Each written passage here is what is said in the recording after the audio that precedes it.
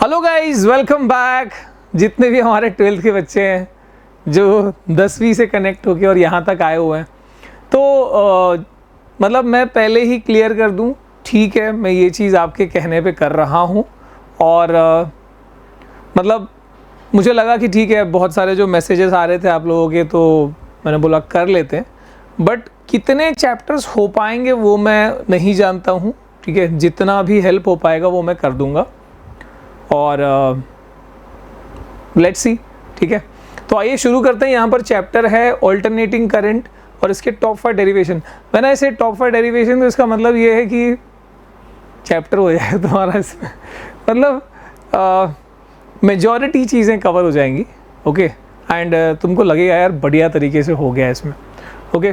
तो आइए शुरू करते हैं। यहाँ पे सबसे पहले आप ये समझ लो कि ऑल्टरनेटिंग करंट जो होता है उसकी वैसे ही एडवांटेज क्या होती है,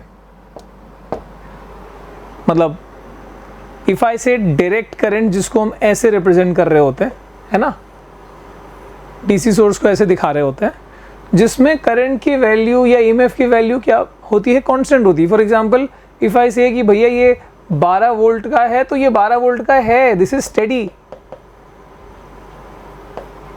सही है। एंड उसमें से जो करंट निकल रहा है, मान लो फॉर एग्जांपल यहाँ पे जो भी रेजिस्टेंस उस हिसाब से, अगर मान लो ये 5 एम्पियर का है, तो वो 5 एम्पियर का स्टेडी है, फिक्स है, वो टाइम के साथ बदल नहीं रहा, कम ज़्यादा नहीं हो रहा वो, ठीक है। तो इसका मैग्नीट्यूड एंड डायरेक्शन दोनों कांस्टेंट होता है, ठीक है। अगर मैं डीसी सोर्स की बात कर रहा हूँ तो इसका मैग्नीट्यूड एंड डायरेक्शन क्या होता है, चाहे ईएमएफ की बात करो या करंट की बात करो, वो कांस्टेंट होता है, ठीक है। लेकिन व्हेन आई से ये क्या है भैया, जैसे वो डीसी है वैसे क्या है, ये एसी सोर्स है, अल्टरनेटिंग करंट का सोर्स है ये, ठीक है।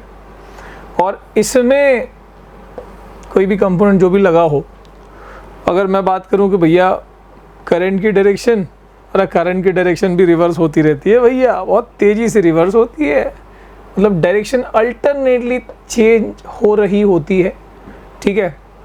तो यहाँ पर मैं ये कह सकता हूँ कि ये जो, चाहे मैं ईएमएफ की बात करूँ या करंट की बात करूँ, ठीक है, यहाँ पर आप ये समझ सकते हो कि ना वो टाइम के हिसाब से एकदम, मान लो ये टाइम वाली लाइन है, ये ईएमएफ या करंट की बात है, इन जनरल बता रहा हूँ मैं, ठीक है। It will be a sinusoidal wave. Sinusoidal wave पढ़ा है 11वीं में यार, ये सब चीज़ें, मतलब टाइम के साथ मैं बोल रहा हूँ। मैक्सिमम, मान लो मैक्सिमम ईएमएफ है 5 वोल्ट का, तो ये 5 वोल्ट है ना, यहाँ पे है, ठीक है। और ये क्या हो रहा है, टाइम के साथ 0 से पहले 5 हुआ, फिर 5 से ग्रेजुअली डिक्रीज होकर 0 हुआ, फिर अपोजिट डायरेक्शन में करंट फ्लो हुआ, फिर वही 5 हुआ, और मतलब समझ रहे हो आप, ईएमएफ जो है लगातार वो स्विच हो रहा होता है, उस हिसाब से करंट भी यहाँ पर स्विच हो रहा होता है। और आप ये कह सकते हो विथ टाइम डायरेक्शन के हिसाब से भी, देखो डायरेक्शन के हिसाब से भी चेंज हो रहा है अल्टरनेटली, और जो मैग्नीट्यूड है वो भी लगातार इंक्रीजिंग डिक्रीजिंग, अपोजिट डायरेक्शन में इंक्रीजिंग, अपोजिट डायरेक्शन में डिक्रीजिंग। तो यहाँ पर ये दोनों जो है, इसका direction and magnitude both changing with time, है ना, लगातार अल्टरनेटली यहाँ पर चेंज हो रहा होता है, ई और आई दोनों, ठीक है। इस डायरेक्शन में कभी प्लस हुआ तो इधर माइनस, फिर प्लस माइनस, फिर प्लस माइनस, फिर ऐसे वो चेंज हो रहा होता है, ठीक है। और ये जो चीज़ है, इसी की वजह से इसको अल्टरनेटिंग करंट कहते हैं, क्योंकि इसकी पोलैरिटी लगातार अल्टरनेटली चेंज हो रही है। हमारे घरों में जो करंट आता है वो ऑब्वियसली अल्टरनेटिंग करंट ही है, और इंडिया में उसके कितनी फ्रीक्वेंसी है, 50 हर्ट्ज़ की। तो 50 हर्ट्ज़ का मतलब क्या है, 50 हर्ट्ज़ का मतलब 50 वेव्स पर सेकेंड। 50 वेव्स पर सेकेंड का मतलब ये एक वेव हुआ, तो एक सेकेंड में कितने वेव्स आ रहे हैं, ऐसे ऐसे 50 वेव्स आ रहे हैं। और एक वेव में 2 डायरेक्शन है, एक इधर एक इधर, तो यानी एक सेकेंड में कितनी बार है, 50 हर्ट्ज़ का मतलब 100 बार डायरेक्शन जो है वो चेंज हुआ, ठीक है। सम बेसिक्स बता रहा हूँ ताकि तुम थोड़ा आ जाओ अलाइनमेंट में। अच्छा, इसीलिए अब हम, क्योंकि टाइम के साथ साइनसोइडल ये ऐसे रिलेटेड है, इसलिए हम यहाँ पे इंस्टेंटेनियस, मतलब किसी भी इंस्टेंट पे, किसी भी पर्टिकुलर इंस्टेंट पे अगर मुझे बताना है कि भैया इस टाइम इंस्टेंट पे, एट टी वाले टाइम इंस्टेंट पे what is the EMF, for example ये EMF की लाइन है, तो that instantaneous EMF will be equal to E naught. E naught is this, the maximum वाला, पीक वाला वैल्यू, ठीक है. E naught sine of omega t, ठीक है. Omega is the angular frequency, और जिसको हम 2 पाई न्यू भी लिख सकते हैं, बहुत पता है ना बेसिक्स, ठीक है. तो जैसे वेव वाली चीज़ें तुमने 11वीं में पढ़ी, बिल्कुल वही साइनसोइडल वेव इसी तरीके लिखते हैं. तो ऐसे ही हम करंट का भी लिखते हैं सर.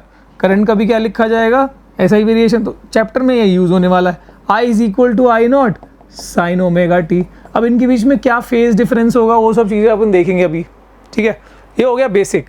अब इस बेसिक के साथ ना कहानी को आगे बढ़ाई जा सकती है, और चलिए कहानी को आगे बढ़ाते हैं.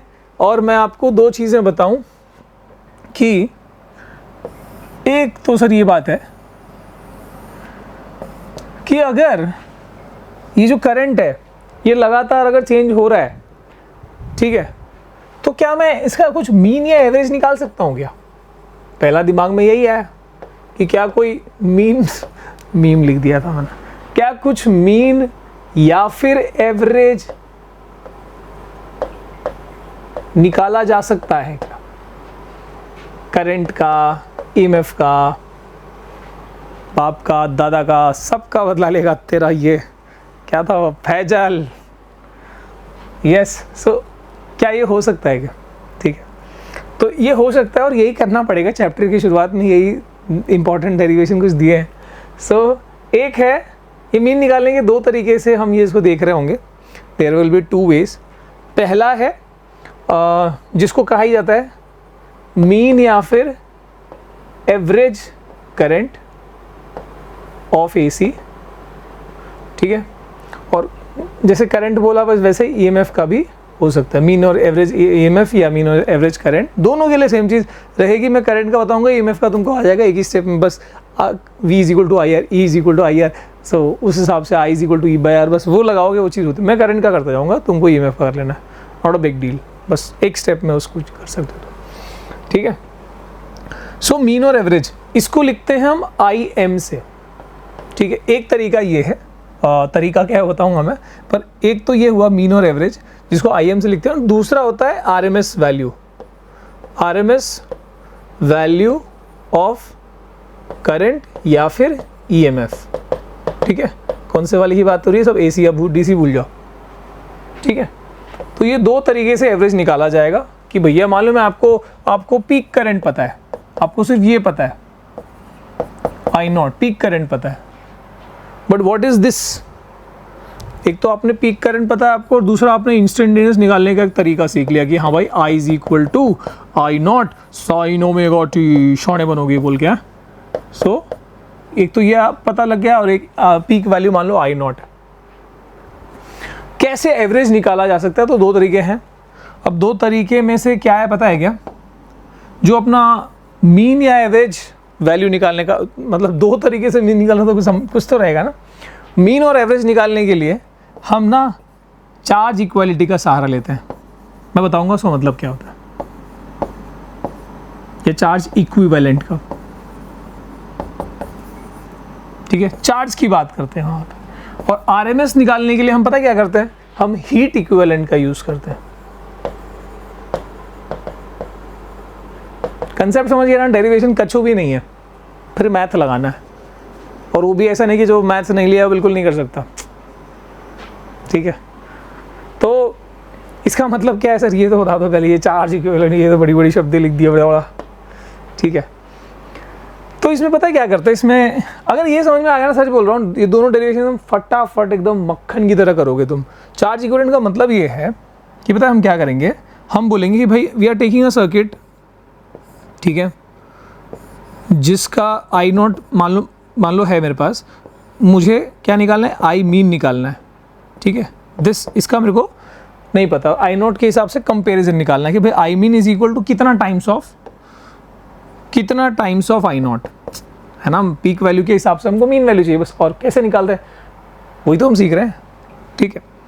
तो उसके लिए करते क्या है ना, you just compare this with, just compare, ये AC है, इसको DC के साथ कंपेयर करो, स्टेडी करंट के साथ कंपेयर करते हैं कि मान लो अगर तुमने सेम सेटअप सर्किट सेटअप लिया है, DC की AC की जगह पे तुमने क्या करा, तुमने DC कनेक्ट किया हुआ है और उस DC में मान लो हम एक टाइम ले लेते हैं T सेकेंड्स, तो T सेकेंड्स यहाँ भी करंट दौड़ेगा और T सेकेंड्स यहाँ भी करंट दौड़ेगा, ठीक है। तो इस सेम सर्किट में सेम टाइम में जो यहाँ पे चार्ज सर्कुलेट हुआ होगा, मतलब मान लो जो यहाँ पे चार्ज सर्कुलेट हुआ है दैट इज Q, ठीक है, Q amount of charge circulate हुआ है। तो मेरे को बस यही पता करना है कि भाई what is the DC equivalent of this, कि भाई सेम सर्किट में उतने ही टाइम में Q अमाउंट ऑफ चार्ज को सर्कुलेट करने के लिए यहाँ पर कितने करंट की आवश्यकता होगी। ये जो करंट है ना, बस यही इसका IM रहेगा। तो this current will be the IM। समझे क्या कि इसका एवरेज निकालने के लिए इसका यूज़ ही नहीं करते, AC का एवरेज या मीन निकालने के लिए हम DC का यूज़ करते हैं और हम ये चेक करते हैं कि भाई अगर सेम टाइम दिया और सेम सर्किट है, तो अगर मान लो हमारे AC वाले सर्किट में उतने टाइम में, ठीक है, उस सर्किट से Q जितना चार्ज सेंड हुआ, तो बस ये देखना है कि भाई एग्जैक्टली उतने ही टाइम में उसी सर्किट से Q चार्ज को सेंड करने में ये कितना करंट यहाँ पर चलेगा, that current is the IM for this, ठीक है। ये कंपैरिजन समझ लो, फिर कैसे आएगा वो बता दूंगा, वो कोई बहुत बड़ी बात नहीं है, ठीक है। अगर हम बात करते हैं इधर, अरे किसकी बात कर रहे हैं, ये तो मैंने इसका बताया ना। ऐसी सेम चीज़ किसके लिए करेंगे, RMS के लिए। RMS के लिए हीट इक्विवेलेंट का बोलेंगे कि मतलब जैसे मैंने बोला कि सेम सर्किट में सेम टाइम में इक्वल चार्ज सेंड करना है अगर, तो स्टेडी करंट कितना होगा, DC करंट कितना होगा, वही इसका मीन वैल्यू है। तो इस वाले के लिए क्या करेंगे, सेम सर्किट में सेम टाइम में सेम हीट अगर जनरेट करनी है, सेम हीट जनरेट करनी है, तो कितना यहाँ पर तो वो DC में कितना करंट रहेगा, जो करंट वहाँ पर आएगा I, उसको IV से रिप्रेजेंट करते बोला मैंने, this is represent by IM, this is represent by IV, ठीक है। तो that will be IV for this AC, ठीक है। तो कोई दिक्कत की बात नहीं, मतलब तुम समझ रहे हो फिजिकली कैसे करना है कि भाई मेरे पास एक सर्किट है, अल्टरनेटिंग करंट का सर्किट है, मेरे को यहाँ पर पीक वैल्यू पता है, मान लो I0 पता है। अब मुझे करना है कि भाई यहाँ पे IV निकालना है, तो IV क्या, कैसे प्रैक्टिकली कैसे निकालेंगे, छोड़ दो इसको, छोड़ दो मतलब पहले इसको देख लो कि ये एक टाइम T में, T जितने टाइम, मान लो 1 सेकेंड में, फॉर एग्जांपल 1 सेकेंड में कितना हीट जनरेट कर रहा है, ठीक है, मान लो 10 जूल है। अब इसको छोड़ दो, अब छोड़ दो सच में, बस उसका सर्किट निकाल लो और उस सर्किट के अंदर अब जो DC की जगह अब एक ऐसा सेल घुसाना है उसमें, या एक ऐसा DC सोर्स लगाना है, AC हटा दिया DC लगा दिया, एक ऐसा DC सोर्स लगाना है जो, सर्किट तो सेम है, जो उस सर्किट में उतने ही टाइम में, जो टाइम मैंने वहाँ पर लिया था उतने ही टाइम में उतना ही हीट जनरेट कर पा रहा है। तो यहाँ पर जो करंट होगा, this current will be the IV value taken for ये वाला I0, ठीक है। तो ये कोई बहुत मुश्किल टास्क नहीं है, मतलब हम वो नहीं करने वाले, हम यहाँ पर मैथमेटिकली चीज़ों को निकाल लेंगे। तो भाई लेट्स डू इट। और एक और इंटरेस्टिंग बात जो तुमको लगेगा कई बार कि यार डेफिनेशन में खेल गए लोग, तो इंटरेस्टिंग बात ये है कि देखो हीट में तो कोई मसला नहीं है, करंट की डायरेक्शन अगर रिवर्स हो रही है तो हीट में कोई मसला नहीं है कि भाई अल्टरनेटिंग करंट में अगर हमने बोला कि भाई इधर से चार्ज इधर गया और करंट की डायरेक्शन लगातार रिवर्स हो रही है, तो यहाँ से यहाँ जो भी इलेक्ट्रॉन दौड़ा उसने जो हीट बनाई, मान लो 1 जूल की है, फिर वो इलेक्ट्रॉन अपोजिट डायरेक्शन में भी जाएगा, तब भी वो इलेक्ट्रॉन से मतलब एटम से कोलाइड करके फिर हीट और बढ़ाएगा, समझ रहे हो। तो यहाँ से 1 जूल ऐसा नहीं कि फिर वो इलेक्ट्रॉन यहाँ से गया तो ठंडा कर देगा, वो हीट और बढ़ाएगा ना, 2 जूल कर देगा। तो यहाँ पर हीट वाले में ना टेंशन नहीं है, हीट वाले में जब हम ये वाला कर रहे होंगे ना, तो इसमें हम कंप्लीट साइकिल कंसीडर कर सकते हैं, मतलब टाइम को मैं 0 से T कंसीडर कर सकता हूँ, पूरे साइकिल का, कोई दिक्कत नहीं क्योंकि हीट बढ़ती रहती है, ठीक है। लेकिन जब मैं ये वाला डेफिनेशन, ये डेरिवेशन कर रहा हूँ ना, तो मैं पूरा साइकिल नहीं ले सकता हूँ। आई कैन नॉट टेक 0 से t। क्यों सर 0 से t क्यों ले सकते? अरे भाई, जितना चार्ज ये यहाँ से यहाँ सर्कुलेट करेगा, मान लो 5 कूलम चार्ज सर्कुलेट किया हाफ साइकिल में, एक हाफ साइकिल में, क्योंकि एक डायरेक्शन था। अब डायरेक्शन जब रिवर्स होगा तो उतना चार्ज वापस उधर जाके ढकेल देगा ना, तो उस टाइम पे तो 0 हो जाएगा जो इफेक्टिव वैल्यू है। तो इसलिए हम क्या करेंगे, इसलिए हम चार्ज वाले इस वाले कंडीशन में हम 0 से t/2 वाली केस लेंगे और तब हम निकालेंगे जो हमको निकालना है, ट्रेन करना है। और यहाँ पर 0 से t/2 क्यों लेना है, 0 से t में कैलकुलेशन ईजी हो जाएगी, इसलिए 0 से t लेंगे। So this is the reason. मेरे को नहीं पता कि तुम्हारा चैप्टर हुआ है कि नहीं स्कूल में, बट फिर भी इससे पहले वाले चैप्टर भी हो तो बढ़िया से कर लोगे। अब देखो, तो मेरा पहला है ये वाली चीज़, और इसमें याद रखो एवरेज या मीन निकालने के टाइम पे मेरे को DC इक्विवेलेंट निकालना है फॉर उतना ही चार्ज इन टाइम 0 से t/2 हाफ साइकिल का, ठीक है। और यहाँ पर क्या करूँगा मैं, इस वाले के टाइम पे उतना ही हीट इन टाइम 0 से t, ठीक है। तो चलिए शुरू करते हैं, सो दिस इज इट। अभी आप देख सकते हैं, तब बढ़िया यार, मतलब उसका प्रिपरेशन करा दिया मैंने तुमको। देखो, सो मीन और average value of alternating current IM is the average value of AC over any half cycle. देखो हाफ साइकिल बोल दिया 0 से t/2, ठीक है। is the value of AC over any half cycle in the value of AC over any half cycle is defined as, क्या है mean value, क्या है, is defined as that value of steady current। steady current मतलब क्या, अरे DC current की बात हो रही है।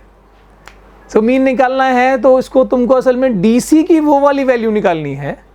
समझ में आया क्या, समझ में आया क्या, मगज में आया क्या? मतलब मैं ये कह रहा हूं कि DC इक्विवेलेंट जो होगा, ठीक है, उस IM, so that will be IM, ठीक है। So that value of steady current, तो मीन वैल्यू असल में क्या है, it is the DC equivalent, ठीक है। That value of steady current which would send same amount of charge, ठीक है, through the circuit in the time of half cycle, यानी 0 से t/2 as is sent by AC through the same circuit in the same time, ठीक है। समझ में आ गया ना जो मैं कह रहा था, वो बात कितनी सच्ची है, कितना सच्चा हूं मैं। सर जास्ती मत करो, फटाफट बताओ, टेंशन हो गया 12th का, ठीक है, टेंशन की बात नहीं है। अब देखो यहाँ पर तो मैं, चलो ठीक है, यहाँ पर मैं ऐसे लिख दूँ क्या, Q इज इक्वल, क्योंकि चार्ज के हिसाब से सारा खेल है ना, तो इसका चार्ज के साथ रिश्ता क्या होगा भाई। मान लो तुमने ऐसे ले लिया एक सर्किट, यार क्या इतना दिमाग लगा रहे हो, ठीक है। इसमें जो करंट है उसको अपन IM बोल रहे हैं, ठीक है। जो चार्ज सेंड किया उसको Q बोलते हैं, ठीक है। तो इधर पे फॉर्मूला क्या हो जाएगा बेटा, Q, और टाइम क्या है, वो t/2 लेने वाला है ना, इधर भी अपन t/2 ले लेते हैं, कौन सी दिक्कत की बात है, हाफ साइकिल, पूरा साइकिल का t होता है। तो हमको पता है कि Q इज इक्वल टू क्या होता है, Q is equal to sir IT होता है। यहाँ पर IM है तो IM इंटू T हो जाएगा, बराबर ना। I is equal to Q/T होता है तो Q is equal to IT हो गया ना, और T हमारा t/2 है तो ये हो गया। इसको लिख दूँ, ऐसे लिख दूँ, यही अपना, इसको इक्वेशन 2 रखता हूँ मैं। क्या कर रहे हो सर, उधर से करते इधर क्या कोने में लिख रहे हो, इक्वेशन 2 लिखा है मैंने बेटा। तो मतलब ना मैंने IM का फॉर्मेट Q के हिसाब से लिख दिया हुआ है, मैं सीधे उसको पुट करूंगा वहाँ पे, खत्म। अभी सीधे किधर पुट करना है वो चीज़ लिखनी पड़ेगी ना। सो अब शुरू करते हैं अपना असली मामला। तो अब उसको लिया भाई, ओ भाई, अब AC इक्विवेलेंट की, मतलब AC की बात करते हैं। इसमें जो करंट है, लेट दैट इंस्टेंटेनियस करंट भी I is equal to I0 sine omega t. Alternating की शुरुआत ही ऐसी होती है, करंट है तो करंट, EMF तो EMF लिखेंगे, ठीक है। I is equal to I0 sine omega t, okay. अब देखो मेरे को चार्ज के हिसाब से कंपैरिजन करना है, ये तो बात क्लियर है, मेरे को चार्ज की तरफ लेके आना है इसको। So for let dq be small amount of charge, ठीक है, क्योंकि करंट यहाँ पर चेंजिंग है, चेंजिंग करंट है, तो भाई यहाँ पर कैलकुलस का सहारा लेना पड़ेगा कि भाई कांस्टेंट करंट, छोटे से टाइम फ्रैक्शन में करंट कांस्टेंट होगा, उसके हिसाब से पहले फॉर्मूला लिखेंगे, ठीक है। Small amount of charge in time, in small time dt, in small time dt where current is constant. छोटा सा टाइम फ्रैक्शन लिया इसलिए करंट कांस्टेंट बोल पा रहे हैं अपन, ठीक है। तो उस हिसाब से फिर हम क्या लिख पाएंगे, उस हिसाब से हम ये लिख पाएंगे कि देयरफॉर इसमें हम लिख सकते हैं I is equal to D Q by D T ना, therefore I is equal to D Q by D T. अगर I is equal to D Q by D T है, मेरे को इक्वेशन इसमें I के टर्म्स में चाहिए नहीं, मुझे Q के टर्म्स में चाहिए, तो मैं क्या लिख सकता हूँ, तो मैं लिख सकता हूँ d q is equal to I into d T.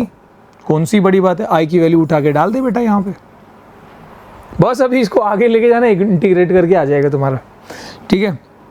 समझ लो स्टेप क्या है, चार्ज क्या है, चार्ज की तरफ से शुरू कर रहे हैं अपन, okay. So therefore this will be equal to D Q will be equal to, या Q will be equal to, अगर मेरे को टोटल चार्ज क्यू के टर्म में लिखना है, therefore total charge flown या sent in time, half cycle का कितना है t/2 will be q and that is equal to integration of 0 से t/2 का टाइम रहेगा, ठीक है। Integration of what is the value of current I0 sin omega t with respect to t। ला रे ला रे ला ला ला ला ला ला ला ला की मंजिल आएगी नजर साथ चलने। मैं गाना नहीं गा रहा हूँ, तुमको करने को दे रहा हूँ, पॉज करो, ट्राई करो, पॉज करो, सॉल्व करो, मुझे ही करना पड़ेगा, मुझे देख रहे हो तुम लोग, ठीक है। चलो ये जिम्मेदारी भी हम ही उठा लेते हैं। तो यहाँ पे this is the peak current, constant होता है, बाहर उठा लो पहले तो उसको यार, बाहर आ गया वो। So Q is equal to I0 integration of 0 से t/2 और क्या है यहाँ पे साइन ओमेगा t dt, बराबर है, अरे एकदम बराबर है सर, कोई टेंशन नहीं है। अब ये बताओ कि साइन थीटा का इंटीग्रेशन पता है ना, साइन थीटा का क्या होगा, अरे साइन थीटा का डेरिवेटिव कॉस थीटा होता है, लेकिन साइन थीटा का इंटीग्रेशन होता है माइनस कॉस थीटा, तो ये हो जाएगा minus cos omega t by derivative of omega t, that is omega. सही है भाई, कुछ गलत करूं बताना, 0 से लेके t/2 गलत करूं तो सर वैसे भी आएगा नहीं, ठीक है। और एक बात देखो, यहाँ पर लिखा भी हुआ है कि हमारा क्या आने वाला है, वो भी देखो मैंने यहाँ लिख दिया, IM is equal to 63.7% of I0, ये आने वाला है, टेंशन ना लो, देख लो कैसा आएगा आएगा नहीं तो लाएंगे अपन, ओके। तो sir Q is equal to I0 and this, right, डाल दो बस वैल्यू यार, इतना क्या सोचना यार, मतलब इतना सोचोगे ज़िंदगी में लोग कहाँ से कहाँ चले जाएंगे। अब वैल्यू डालो, ये ओमेगा वाले को बाहर निकलो, भाई तुम बाहर आओ, तुमको वैसे भी वहाँ पे टी की वैल्यू नहीं मिलने वाली, तो ये हो जाएगा माइनस कॉस, इंटीग्रेट कर दिया हमने, माइनस कॉस ओमेगा क्या होता है, ओमेगा होता है 2π/t, सही है। और फिर आगे समझ लो, अरे भाई या क्या बताऊँ मैं, इस बच्चे का क्या करूँ मैं रे, क्या कर रहे मैं, देखो ओमेगा इंटू कैपिटल टी, समझ रहे हो, पहले टी की वैल्यू क्या डाली हमने, कैपिटल टी, और फिर माइनस भी बाहर ही निकाल लेते हैं यार इसका, नहीं तो तुम बोलोगे माइनस माइनस का खेल मेरे साथ मत खेलो देव बाबू, तो माइनस बाहर निकाल लो, ठीक है। अब माइनस बाहर आया, ओमेगा बाहर आ गया, सिर्फ क्या बचा है कॉस ओमेगा टी, सिर्फ क्या बचा है कॉस ओमेगा टी। तो कॉस ओमेगा टी की वैल्यू क्या डाल रहा हूँ मैं, अरे गलत डाल रहा हूँ रे भाई, टी की वैल्यू क्या आनी चाहिए, देखो देख रहे हो माइनस कितना जिद्दी आदमी है, टी की वैल्यू आनी चाहिए t/2 बराबर ना। तो अपर वैल्यू, अपर लिमिट आ गई t/2 और minus cos of omega, lower limit क्या है t की 0। ठीक है सर, कॉस ऑफ 0 हो गया, ये कॉस ऑफ 0 सर 1 होता है ना, कॉस ऑफ 0 1 होता है ना 1, तो ये माइनस साइन के साथ 1 रुका हुआ इधर, बोल रहा है मैं रुकता हूँ, तुम पहले अपना कर लो हिसाब किताब। तो ये पूरा हिसाब किताब क्या है, omega is equal to 2π/t, समझ रहे हो।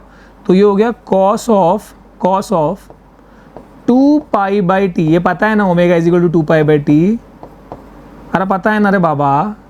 तो ये क्या हो गया, ये 2 कैंसिल हो गया, ये t कैंसिल हो गया, कॉस ऑफ पाई। एक बात बताता हूँ, जो अपने नॉन मैथ वाले भाई बंधु हैं उनके लिए बड़ा ज़रूरी है कि ये चीज़ समझें कि इस क्वाड्रेंट वाले सिस्टम में ये जो x एक्सिस होती है और ये जो y एक्सिस होती है, ठीक है, इसमें ये जो है ना x, ये सिर्फ कॉस के लिए बना है, कॉस का जीवन इससे चलता है, और जो y है ना वो साइन के जीवन के लिए बना है। ठीक है, मतलब ये यहाँ पर cos +1 होता है, यहाँ पर cos -1 होता है। ठीक है, और ये जो साइन वाला एक्सिस है इसमें साइन यहाँ पर +1 होता है और इधर -1 होता है। ठीक है, तो आप समझ लो जितना π/2 वाला हिसाब किताब होगा वहाँ पर क्या होने वाला है। ठीक है, π/2 वाला y एक्सिस होगा, जितना भी पाई वाला रहता है, मतलब 2π 4π 6π ये सब जो ये वाला, इसमें cos एक्टिव रहेगा। तो जो cos एक्टिव वाला चीज़ है उसमें साइन 0 रहता है। इस वाले पे कभी भी आया, इधर साइन 0 0 होता है, साइन 2π 0 होता है, साइन 4π 0 होता है, इस पे साइन 0 रहता है और इस पे cos 0 होता है। मतलब cos 90 जो है वो 0 है, आपको पता है ना, लेकिन साइन 90 1 है, साइन ऑफ 270 -1 है। ठीक है, तो यहाँ पे cos ऑफ पाई बोला है, ये आगे भी काम आएगा, ये तो ऐसे नहीं कि इधर ही खाली बता रहा हूँ। cos ऑफ पाई, पाई क्या होता है 180, cos ऑफ 180 कितना -1, cos ऑफ 180 कितना -1, तो ये -1 और -1 कितना हो जाएगा बाबू, ये हो जाएगा -2 हो जाएगा। और ऑलरेडी अपने पास एक इसका माइनस था बाहर, ठीक है, इसका माइनस बाहर है और ये -2 कितना हो गया, प्लस हो जाएगा ना। सो this will give you what q is equal two plus of, और इधर कोई बचा है क्या, 2 बचा है, 2I0 बाई ओमेगा। ठीक है, ये आया इक्वेशन 1। ये कहाँ से आया, अल्टरनेटिंग करंट का हिसाब किताब कर गया है, और डायरेक्ट करंट में कुछ नहीं करना, डायरेक्ट ही हिसाब किताब लिखा है मैंने। ठीक है, so the same amount of charge, इसको I0 के टर्म में लिख दिया, इसको IM के टर्म में, तो ये है ही। अरे भाई रिलेशन आ जाएगा यार, क्या मजाक कर रहे हो सर, इतनी जल्दी आ सकता है यार, बिल्कुल आ सकता है यार, काहे नहीं आ सकता। दोनों Q है तो दोनों को इक्वल कर दिया, और इक्वल जब हुआ तो ये IM into t/2 is equal to 2I0 या 2I0 बाई ओमेगा। ऐसे टाइम कैंसिल मत करना, 2 ऐसे 10वीं में किया है तुमने, अभी नहीं करना। 2 into I0 by omega, omega क्या लिखूँ, 2π/t लिख दूँ, और ये वाला t/2 इधर गया तो t/2 इधर मल्टीप्लाई में इधर आके डिवाइड हो जाएगा, t/2 कसाला कर ले, t/2 ये कैंसिल हो गया।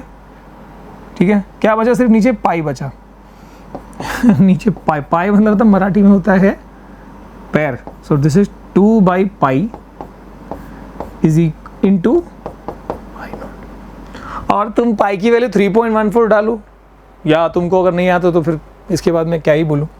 तो when you calculate this, don't calculate this, सीधा राइट, या करो कैलकुलेट यार, मजाक करो। 0.63% नहीं आता, 0.637 ओके ऑफ I0। बोलने का मतलब अगर ऐसा है तो अपॉन 100 करोगे, so that will give you what, therefore IM is equal to 63.7% of I0। Peak value के हिसाब से IMS तुम बार बार ये डेरिवेशन नहीं करोगे, व्हेनेवर अब तुमको क्वेश्चन न्यूमेरिकल जब आएगा सीधे ये पुट कर देना है, get the answer. I M is equal to 0.637 times of the I naught, सीधे कर लो, ठीक है। तो ये वाली चीज़ अपन ने निकाल ली है। थोड़ी तालियां तो होनी चाहिए यार, मतलब हद होती है यार, ऐसे नहीं करते, ठीक है। चलो आवाज़ आ रही है सबको? आगे चलते हैं। अब देखो यहाँ पर चार्ज इक्विवेलेंट था और मैंने बोला था कि यहाँ पर ज़रूरी था कि 0 से t/2 की साइकिल लें, पर क्या हीट इक्विवेलेंट में करना पड़ेगा क्या? मतलब ये हमने IM निकाला, मीन या एवरेज वैल्यू। RMS वैल्यू में ऐसा 0 से t/2 की ज़रूरत है नहीं, वो क्योंकि हीट की बात हो रही है, जब वो डायरेक्शन चेंज भी करेगा हीट बढ़ती जाएगी, कम नहीं हो रही, तो वहाँ पे 0 से t की साइकिल ले लेंगे। लेकिन यहाँ पे तुम अगर t ले लेते, लिमिट 0 से t वाली लिमिट ले लेते, तो पता है क्या आंसर आता? 0 आता, मीन करके देखना। The RMS value of AC is defined as, RMS value of alternating current is defined as that value of steady current, अरे भैया फिर यहाँ पे वही करना है, which would generate the same amount of heat in the given resistance, यहाँ resistance बोल दिया, सर्किट नहीं बोला, क्योंकि heat generate होने की बात हो रही है, in the given time as is done by AC pass through the same resistance for the same time। तो मैं क्या करता हूँ, मेरा तरीका, अच्छा यहाँ पर क्या आने वाला है, IV इज इक्वल टू 70.7 आएगा, टेंशन मत लो, ठीक है। तो मतलब समझ लो कि I मीन वैल्यू और ये 70% है और वो 63% है, मतलब कौन सा बड़ा है? This RMS value is higher than mean value. ये सब चीज़ें ना दिमाग में से अपने आप आ जानी चाहिए, ठीक है सर। DC इक्विवेलेंट की बात कर रहे हो तो करो यार, मतलब कि हमने लिया स्टडी करंट और एक रेजिस्टेंस में, so that current will be called IV, जो उतने ही टाइम में, टाइम यहाँ पर पूरी साइकिल का T लेने वाले हैं, उतने ही टाइम में उस रेजिस्टेंस से उतनी ही हीट बना पाए जितनी वहाँ पर बनेगी। So by Joule's law, by Julie law, Julie पे दिल Julie, H is equal to I square RT होता है, यहाँ पर IV है ना, तो IV square R into T। Equation 2 बना के रख लेते हैं यार। Let's do this guys now. वो DC इक्विवेलेंट था, स्टेडी करंट, अभी हम टेकिंग द AC इक्विवेलेंट ना।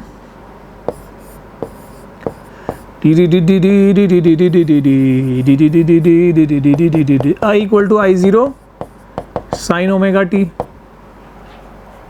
ऑल राइट, सो अभी मेरे को हीट की बात करनी है सर, ये सब छोड़ो, ये सब क्या बातें कर रहे हो आप, ठीक है। In small time dt let the heat generated be dH, that is equal to formula वही है I square R into dt, ठीक है, क्योंकि हम वो कांस्टेंट करंट के हिसाब से हम ये चीज़ लिख सकते हैं, तो उसके लिए हमको स्मॉल वाले केस में जाना पड़ता है सर।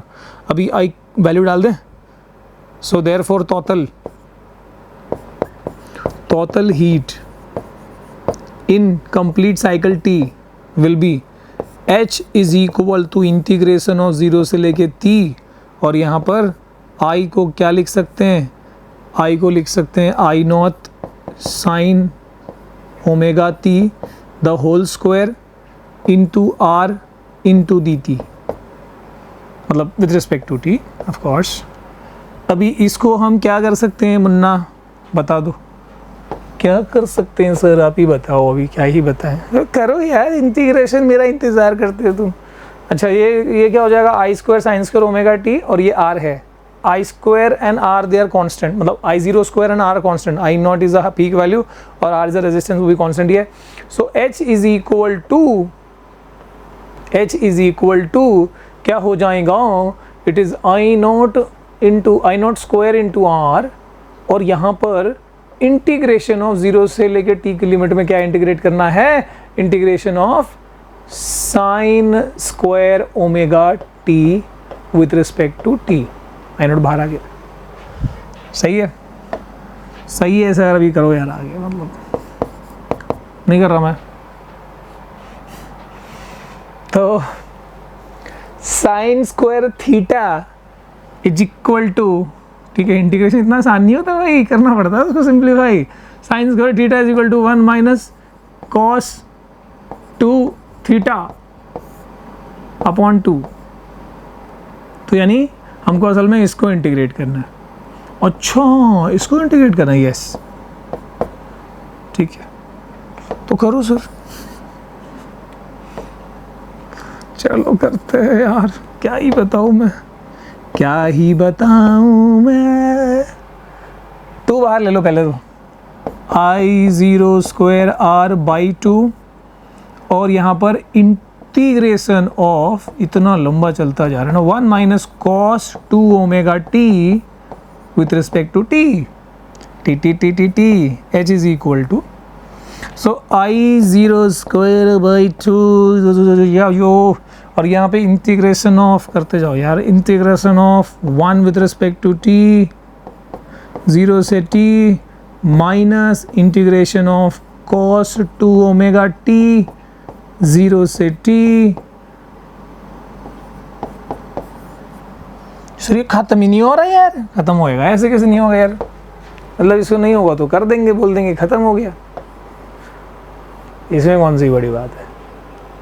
तो अभी मैं ऐसे चाहूँ तो यहीं बता दूँ क्या हो रहा है, पर ठीक है। Integration of 1 with respect to t is t, यह आएगा टी, टी की लिमिट डालोगे 0 से टी, अपर लिमिट है कैपिटल टी, लोअर लिमिट 0, तो सीधे यहाँ बच गया टी, अरे टी बचा भाई, फिर आगे माइनस साइन, फिर माइनस साइन आया यहाँ पे, और ये बाहर वाली चीज़ भी लिख दो, H is equal to I square या I not square R by 2, और यहाँ बचा टी, और इधर देख लो integration of cos 2 omega T is, अभी किया था अपन ने, क्या था cos का क्या था माइनस साइन, cos का माइनस साइन नहीं आता, साइन आता, तो ये हो गया साइन 2 ओमेगा टी। अब लिमिट्स डालनी है, तो लिमिट्स डालनी है तो पहले डाल देता हूँ मैं, यहाँ पर आ जाएगा capital t minus sine 2 omega into 0। अब ये तो 0 आता है, ये तो साइन 0 इज 0, और यहाँ पे ये कितना है देख लो, अगेन 2 ओमेगा कितना है 2 pi by T into T, ये कैंसिल हुआ, मैं इसकी बात कर रहा हूँ ठीक है। इसमें क्या हुआ, टी कैंसिल हो गया, अरे 4 पाई बचा, साइन ऑफ 4 पाई, अरे भाई sine of 4 pi, sine of ये 4 पाई, इधर इधर पे साइन तो रहता ही नहीं, 0 रहता है सर, 0 होता है यहाँ पे, तो ये तो चीज़ पूरी 0 हो गई, यहाँ पे बचा ही नहीं कुछ, यहाँ पे 0 ही बचा है, इधर क्या बचा है, इधर t बचा हुआ है, तो बस उसको लेके चलते हैं, h is equal to I zero square R T by 2, और यहाँ पे h इज इक्वल टू, तो दिस इक्वेशन 1 और 2 को कंपेयर कर लें, तो h इज इक्वल टू यहाँ पर है from 1 and 2 I V square R T is equal to I not square R by 2, है ना, I not square T R by 2, या I not square T R T by 2, सही है ना, I not square R T by 2। अब क्या कर रहे हैं भाई, बढ़िया बढ़िया, ऐसे होने के बाद तो मज़ा आ जाता है, मतलब यार, और हमको आई वी चाहिए, वैसे I V square is equal to 1/2 times of I not square, square root both side, ठीक है, so therefore I V is equal to 1/√2 of √2 times of I not, ठीक है। अब ये जब करोगे तो ये आता है 0.77, यानी therefore I V the RMS value of current is 70.7% of the peak value of current, ठीक है। और एक बात, जैसे मैंने बताया कि RMS value of current AC current का है, अल्टरनेटिंग करंट का है, वैसे अल्टरनेटिंग ईएमएफ का भी होगा, तो उसमें सिर्फ जहाँ जहाँ पे करंट लिखा है वहाँ पे ईएमएफ आ जाएगा, और खाली एक ही चेंज आएगा, आई ज़ीरो जो लिखा है वहाँ पर ई ज़ीरो बाय आर हो जाएगा, और उस हिसाब से सारा इक्वेशन सॉल्व होगा। देखो ना, आई ज़ीरो स्क्वायर है तो E zero square by R square हो जाएगा, एक आर कैंसिल होके फिर आ जाएगा, सेम चीज़ आएगी, देख लेना बस, ठीक है। तो एवरेज निकालना तो हमने सीख लिया भाई, आरएमएस वैल्यू पीक वैल्यू करना सीख लिया, न्यूमेरिकल भी कर लोगे। अब पता है इसके बाद ज़िंदगी आगे बढ़ती है, ज़िंदगी को आगे बढ़ना बहुत ज़रूरी है, तो ज़िंदगी को आगे बढ़ाते हैं, और अगला डेरिवेशन सीधे लेके आता हूँ मैं यहाँ पर सीरीज़ एलसीआर का। सीरीज़ एलसीआर एनालिटिकल मेथड हटा दिया है, सीबीएसई ने अच्छी बात कर दी है। वैसे वही ऐसी था, कैलकुलस मेथड से था वो।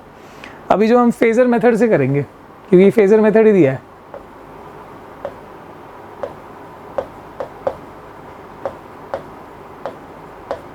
ठीक है, सीबीएसई ने बोला कि भैया ज़्यादा दिमाग बच्चों का टेंशन नहीं देता, ठीक है, यही कर लेता।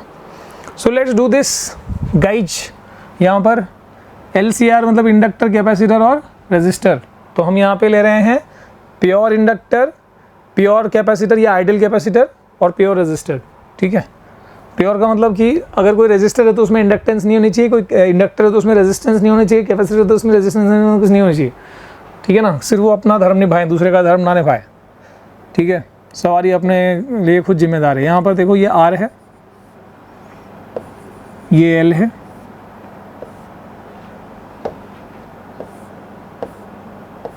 और ये C है। इतना बड़ा डायग्राम चलेगा? चलो चला लेते हैं। तो ये C सोर्स लगाना है सर। ठीक है, this is R, this is L, this is C। अब एक बात ये समझो कि दोनों मतलब ये कैसे लगे हैं, सीरीज में लगे हैं। तो क्योंकि सीरीज में लगे हैं, मैं क्या कह सकता हूं, मैं ये कह सकता हूं कि चाहे R हो, चाहे L हो, चाहे C हो, सबके लिए करंट क्या रहेगा, सेम रहेगा। इंस्टेंटेनियस करंट सबके लिए सेम रहेगा, मतलब आपस में जिस इंस्टेंट पे इसका जो करंट है उसका यही रहेगा। सीरीज में ना सेम करंट फ्लो होता है, तो इंस्टेंटेनियस करंट क्या रहेगा, विल बी सेम, चाहे एम्पलीट्यूड की बात करें या फेज की बात करें, दोनों ही मामलों में सेम रहेगा। तो let that same current be, let that same current be, समझ रहे हो, सबके लिए जो उस वक्त जो करंट चल रहा है, let that same current be जो फ्लो हो रहा है, ऐसे मान लो ऐसे, I is equal to I0 sine omega t. वाह वाह वाह, यहाँ से शुरुआत हो रही है। ठीक है, करना क्या है क्या नहीं करना है वो सब बाद में देखेंगे, सब टेंशन की बात एकदम मतलब दिमाग से हटा दो।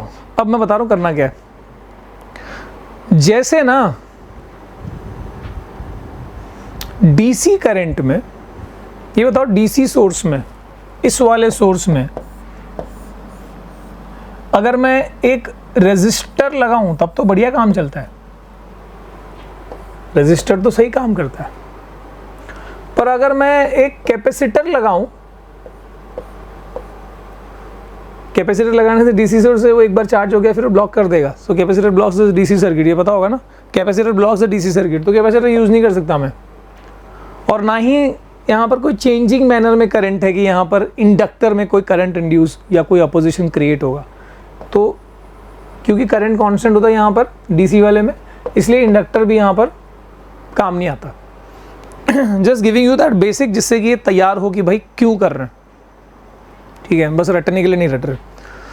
सो इन डीसी, ये बहुत इंपॉर्टेंट है समझना, पूरा चैप्टर का सार दे रहा हूँ मैं, this is not for this only just series LCR के लिए नहीं है।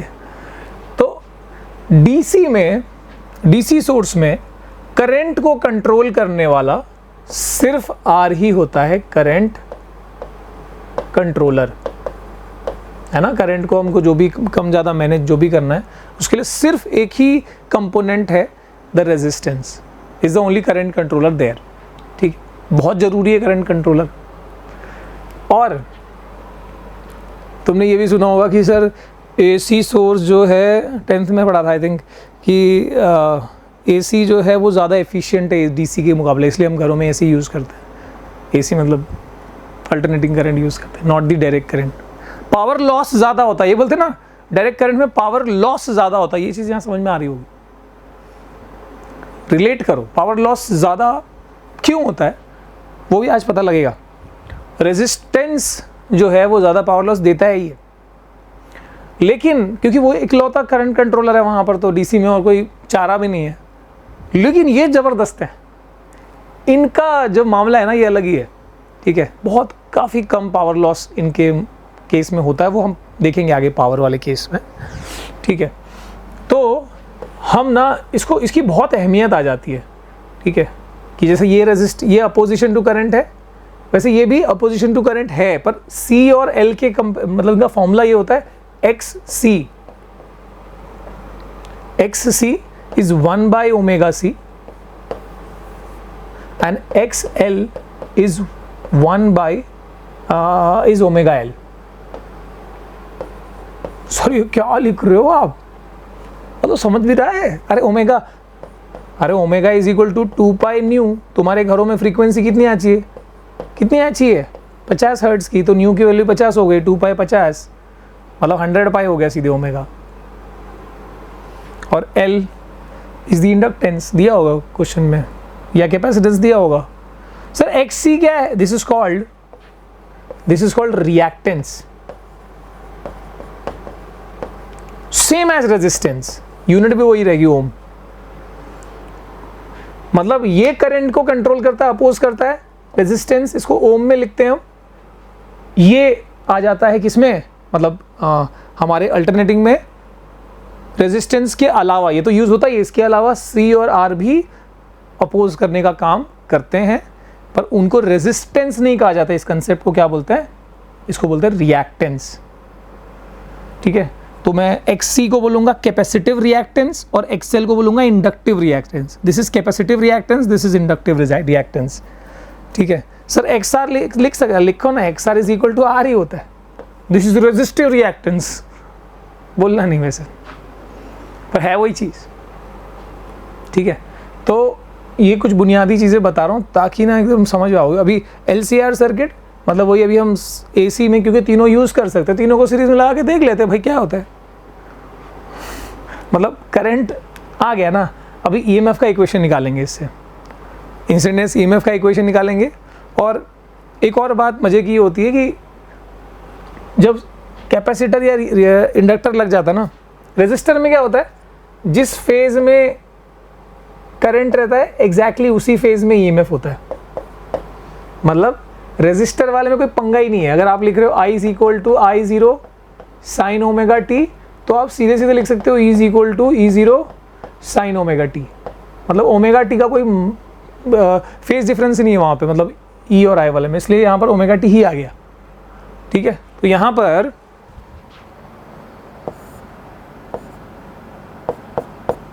जिस फेज में करंट है उसी फेज में वोल्टेज अक्रॉस रेजिस्टर है, ठीक है, उसी फेज में वोल्टेज अक्रॉस रेजिस्टर है। इधर पे मतलब यू कैन नॉट से कि हाँ I is equal to VR plus VL plus VC, से डायरेक्ट नहीं बोल सकते आप, फेज अलग अलग होते हैं यहाँ।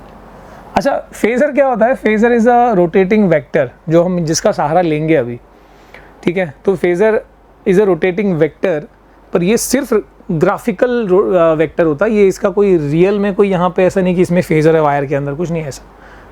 सिर्फ एक ऐसा वेक्टर है जिससे हमारी कैलकुलेशंस आसान होंगी। It is a rotating vector, ऐसा घड़ी की तरह टक टक टक टक टक टक टक टक टक ऐसे रोटेटिंग दिखाऊंगा मैं, ठीक है।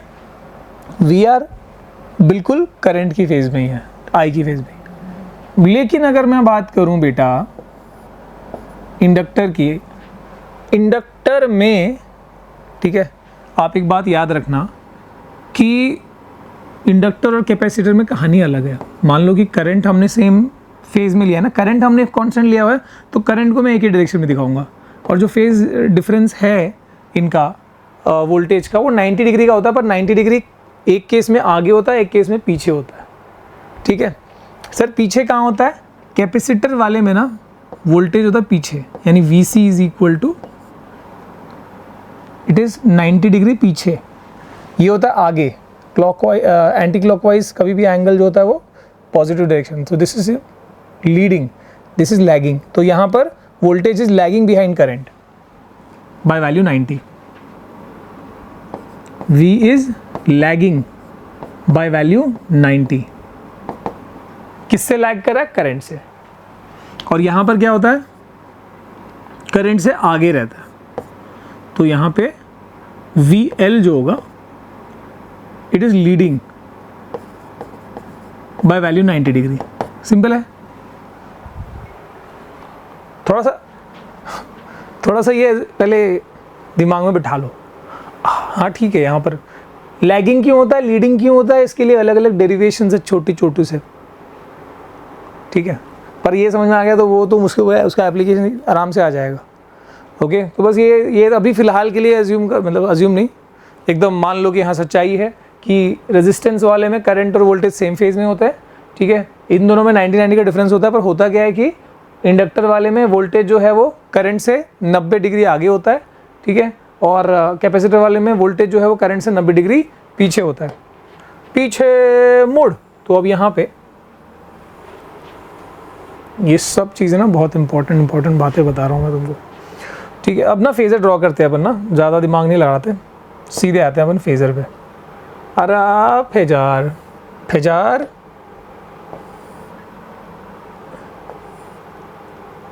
कितना बढ़िया बनाया भाई। सो this is x, this is y, इसको लेते हैं अपन y डैश, इसको ले लेते हैं o, ठीक है। अब करंट ये है, ठीक है। मान लो मैं मैक्सिमम करंट के हिसाब से दिखा रहा हूँ, ठीक है, मान लो मैं मैक्सिमम करंट के हिसाब से दिखा रहा हूँ। तो this is the direction of maximum current, ठीक है, I0। ये सब हम क्यों कर पा रहे हैं, क्योंकि करंट सबका सेम है, इसलिए हम करंट के हिसाब से सारा नाप तोल कर रहे हैं। ओके, अब मैक्सिमम करंट के हिसाब से हमने ये देख लिया। अब ये पता है कि भाई वोल्टेज अक्रॉस, अच्छा ये लिख लेते हैं ना, voltage max voltage across R, V R क्या है, V is equal to I R होता है ना, तो मैक्स वोल्टेज अक्रॉस आर क्या हो जाएगा, मैक्स करंट इंटू रेजिस्टेंस, ठीक है। तो वी आर का फॉर्मूला मिल गया। ऐसे ही मैक्सिमम वोल्टेज अक्रॉस इंडक्टर क्या हो जाएगा, V L will be equal to maximum current into, क्या लिखूँ, आर लिखूँ क्या, आर नहीं रे बाबा, एक्सएल है ना, इंडक्टिव रिएक्टेंस। और मैक्सिमम वोल्टेज अक्रॉस कैपेसिटर क्या आ जाएगा, तो वी सी वेंचर कैपिटलिस्ट और I0 इंटू एक्सी। सही बात है, एकदम सही बात है सर, गलत कहाँ होगा, ये बिल्कुल ही सही है। तो बस अभी इसको यहाँ पर ना उतार लेना है, इसको यहाँ पे, ठीक है। तो अपना रेजिस्टेंस वाला जो वी आर है वो तो सेम फेज में है, उसका फेजर यहाँ बना लूँगा मैं। सो दिस इज दैट, मान लो दिस पॉइंट इज ए, तो ये अपना क्या है, वी आर है। देखो ये वाला वेक्टर बिल्कुल उसी फेज में है जिस फेज में अपना करंट है, यानी ओमेगा टी ही फेज में है। ये हमने बोला कि आर सेम फेज में होता है, फेज डिफरेंस 0 है आर वाले में, तो यहीं यहाँ लाई कर रहा है। और एल वाला आगे की तरफ है, 90 डिग्री आगे, तो वी एल कहाँ बनाऊँ मैं, ऊपर की तरफ। मान लो ये हो गया V L, this point is suppose be, ठीक है। और वी सी क्या है, 90 पीछे है ना, ये 90 आगे था, ये 90 पीछे है, 90 पीछे, वी सी इधर है। छोटा क्यों बना रहा जानबूझ के, वी सी को हम वी एल से, मतलब मान लो हम ये कह रहे हैं कि वी एल ज़्यादा है वी सी कंपेरिजन में, आप उल्टा भी कर सकते हैं, ऐसा कोई नहीं है, ठीक है। अब ये वेक्टर है, अपने पास 3 वेक्टर्स है, वेक्टर 1, वेक्टर 2, वेक्टर 3। 11वीं में वेक्टर पढ़ा था तुमने, ऐसा मैं सोच के चलता हूँ, नहीं पढ़ा था तो बहुत मार खाओगे तुम, जाके पढ़ लो, अभी बनाया था मैंने, 1 हफ्ते पहले ही बनाया था, ठीक है। सो अब ये 3 वेक्टर का रिजल्टेंट निकालना है बेटा मेरे को, बाकी देखो कैसे आ जाएगा, जो हमको ई निकालना है वो भी आ जाएगा, और फेज जो डिफरेंस आने वाला है, जो रिजल्टेंट का, वो सब कुछ आने वाला है। तो रिजल्टेंट वेक्टर, यानी मेरे को रिजल्टेंट बहुत बढ़िया चीज़ आएगी, देखो यहाँ पे। सो इनको सॉल्व करने का बेस्ट तरीका क्या है, 3 वेक्टर है, देखो ये दोनों एग्जैक्टली अपोजिट डायरेक्शन में, तो इनका तो मैं मामला ऐसे सेट कर लेता हूँ कि भैया तू ऐसे कर ले, समझ रहे हो। ये मान लो 7 है मैग्नीट्यूड में, और ये मान लो 3 है, तो ये कितना बचेगा, 4 बचेगा ना। सो वी एल और ये VC, तो ये इन दोनों का रिजल्टेंट क्या आएगा, VL minus VC, so this is VL minus VC। ठीक है, ऐसे कर देता हूँ। लेट दिस भी, अगर ये B था तो इसको मैं B डैश कह देता हूँ। अब हमारे पास ये तीन नियम दो ही है। अब फाइनली देखो, एक ये है और एक ये है, दो को, इन दोनों को तो आपस में रिजॉल्व करके ये आ गया। अब ये दो वेक्टर्स है, इन दोनों का रिजल्टेंट चाहिए भाई साहब, इन दोनों का रिजल्टेंट चाहिए मुझे। ये एक वोल्टेज हमने इन दोनों को कैलकुलेट कर लिया, और अब ये और ये बचा है। ठीक है, मतलब यहाँ पे VR बचा और यहाँ पे VL माइनस VC बचा हुआ है। इन दोनों का resultant will be of course diagonal of this rectangle, rectangle, rectangle, diagonal of the rectangle.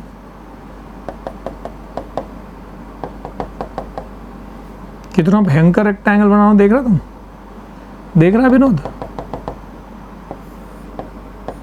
ठीक है, let this be K, okay हो गया। तो वेक्टर ओके, मैं सब जो बीच बीच में बोलना है ना, वो वेक्टर ओ ए, वेक्टर ओ बी, वो सब बाद में देख लेंगे, तुम लिख लोगे, तुम शाने हो गए हो। वेक्टर, देखो फिर वेक्टर लिख रहा हूं मैं, ओके इज द रिजल्टेंट।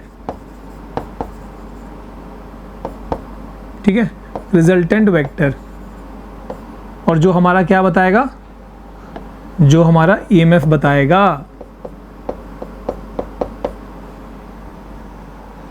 ठीक है, सो दिस विल बी, इस रिजल्टेंट का ये वाला एंगल, इसके हिसाब से, VR के हिसाब से या करंट के हिसाब से, दिस एंगल भी फाई। ये वो फेज डिफरेंस आ गया। अगर ये वो फेज डिफरेंस है, जो करंट आपने ये लिखा था I = I0 sin omega t, तो इस बेसिस पे आप E को क्या लिख सकते हो, therefore E = E0 sin omega t plus phi.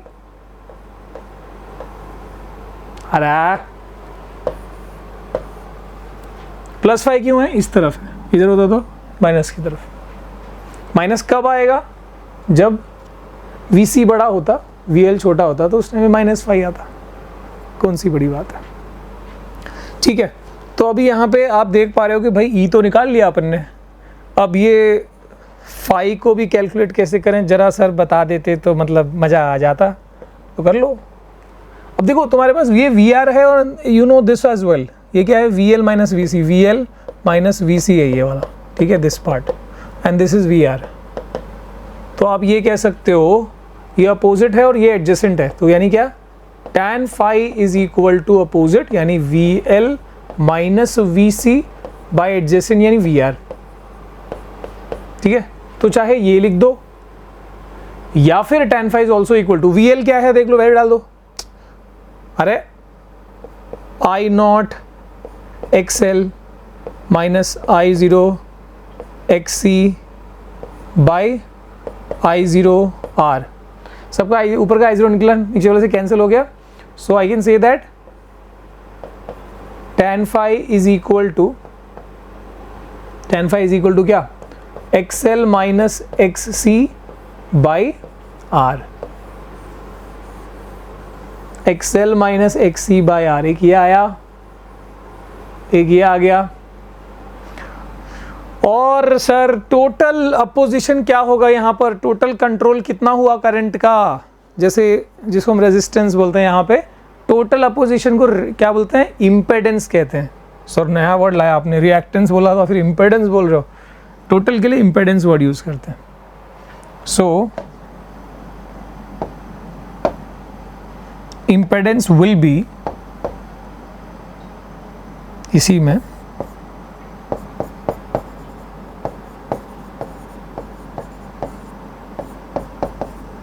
Total opposition to current, मतलब ये this is just like react, जो रेजिस्टेंस या रिएक्टेंस तुम जो कहते हो। ठीक है, पर ये टोटल है इसलिए इसको इम्पेडेंस कहा जा रहा है, और इसको Z से रिप्रेजेंट करते हैं, Z।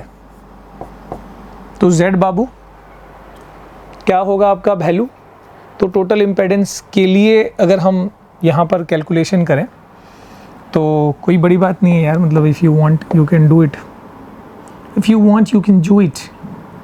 So V is equal E0 is equal to I0 into Z, बराबर ना। और यहाँ पर सारा दुनियादारी है तुम्हारे पास। वैसे हम एक और तरीके से निकाल सकते हैं, मतलब ये ऐसे करने की ज़रूरत नहीं है। What you can do is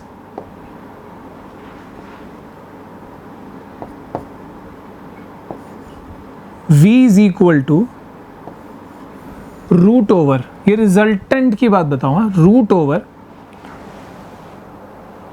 क्या फॉर्मूला होता है, दो वेक्टर के बीच में 90 डिग्री हो तो फॉर्मूला क्या होता है, जैसे मान लो ये p है ये q है, तो root over P square plus Q square, तो यहाँ पे क्या फॉर्मूला होगा, root over V R square plus V L minus V C the whole square. Alright, ऐसे होगा। अब ये अगेन वही, तुम वो आई डालोगे, I0 डालोगे, I0 निकल जाएगा वैसे। So this is equal to what, this is equal to, ये इम्पेडेंस निकलेगा इसमें से, अभी इम्पेडेंस है नहीं। So this is equal to, क्या निकाला तुमने, ये रिजल्टेंट निकाला है। रिजल्टेंट क्या निकाला है, रिजल्टेंट ईएमएफ या रिजल्टेंट वोल्टेज जो कहते हो। सो विच इज टोटल के टर्म्स में लिखेंगे तो I not into Z, I not into, हमको नहीं पता ना इम्पेडेंस क्या होगा, तो इम्पेडेंस को जेड ले लेते हैं, ठीक है। Total opposition, current V is equal to I R होता है, तो E is equal to I naught, E naught is equal to I naught R लिख रहे हैं, और कुछ नहीं कर रहे हैं अपन, ठीक है। तो उस हिसाब से यहाँ पर हो जाएगा, दिस इज ई नॉट। अब हमको Z का फॉर्मूला चाहिए हमको, इधर से वी आर की जगह पे तुमने क्या डाला, वी आर की जगह पे तुमने डाला I R, this is I naught R, ये क्या हो गया आई नॉट एक्स एल, ये क्या हो गया आई नॉट एक्स सी, सबका आई कॉमन निकल जाएगा, ठीक है। और रूट के बाहर आएगा तो अंदर स्क्वायर है, रूट के बाहर आया तो आई नॉट बन गया, and it is equal to R square plus X L minus X C the whole square. और ये I not into Z, I not हो गया कैंसिल, जेड का फॉर्मूला मिला बेटा, इसको मैं ऊपर लिख लेता हूँ, ठीक है। सो Z का फॉर्मूला अपने को क्या मिला है, total impedance Z is equal to root over R square plus X L minus X C the whole square. ये तीन फॉर्मूला है ना, दिमाग में एकदम ग्रहण कर लो। कई बार न्यूमेरिकल में वोल्टेज निकालने वाला हिसाब किताब भी आता है, तब भी तुम ऐसे कर सकते हो, वोल्टेज के टर्म में होगा तो ये कर लोगे, और अगर Z निकालना तो ये करोगे।